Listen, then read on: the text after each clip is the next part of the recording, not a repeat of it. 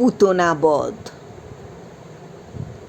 পুতনা ছিলেন এক রাক্ষসী। পূর্বজন্মে তিনি ছিলেন দানবরাজ বলির কন্যা রত্নমালা। রাজা কংস জানতে পেরেছিলেন দেবকীর গর্ভের অষ্টম সন্তানের হাতে তাঁর মৃত্যু হবে। সেই হিসেবে দেবকীর গর্ভে জন্ম নেওয়া প্রতিটি সন্তানকেই তিনি নিজের হাতে হত্যা করেছিলেন। কিন্তু ভগবানের মায়ায় অষ্টম সন্তান কংসের নাগাল এড়িয়ে মা যশোদার কাছে মানুষ হচ্ছিলেন। রাজা কংস কথা জানতে পেরে পুতনা রাক্ষসীকে গোকুলে পাঠিয়েছিলেন ছোট্ট শ্রীকৃষ্ণকে হত্যা করার জন্যে। রাজা কংসের আদেশে পুতনা গোকুলে পৌঁছে এক অপূর্ব সুন্দরী রমণীর ছদ্মবেশ ধারণ করে একেবারে নন্দ মহারাজ ও মা যশোদার ঘরে পৌঁছে গেলেন। সেখানে শ্রীকৃষ্ণ শুয়ে খেলা করছিলেন।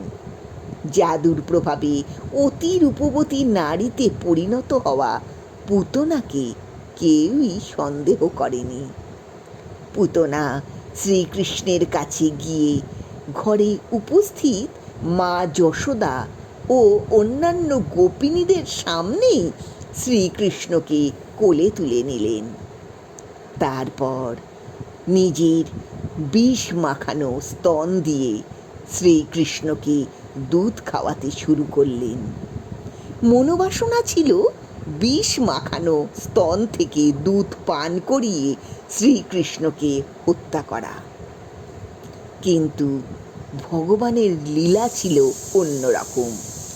শ্রীকৃষ্ণ পুতনার স্তন থেকে দুধ পান করতে করতে তাঁর প্রাণ রসটুকুও শোষণ করে নিলেন। মৃত্যু হল পুতনা রাক্ষসীর। বিকটভাবে আর্তনাদ করতে করতে যখন পুতনা রাক্ষসীর মৃত্যু হলো, তখন চারিদিকে প্রচণ্ড শব্দ হলো। নদ নদী গিরি তরু ধরণী কেঁপে উঠল। লোকেরা মনে করল বজ্রপাত হচ্ছে। ব্রজধামে হই হই পড়ে গেল। গোপীরা এই দৃশ্য দেখে অবাক হয়ে গেল। পুতনা রাক্ষসীর বিশাল দেহকে খণ্ড খণ্ড করে তাতে অগ্নি সংযোগ করা হলো। চিতার ধোঁয়া থেকে উৎপন্ন হলো সুগন্ধ। যেহেতু রাক্ষসী পুতনা তার বুকের দুধ কৃপাময় শ্রীকৃষ্ণকে পান করিয়েছিলেন, তাই তার কার্যকলাপ শ্রীকৃষ্ণ মাতৃসম বলে গ্রহণ করেছিলেন।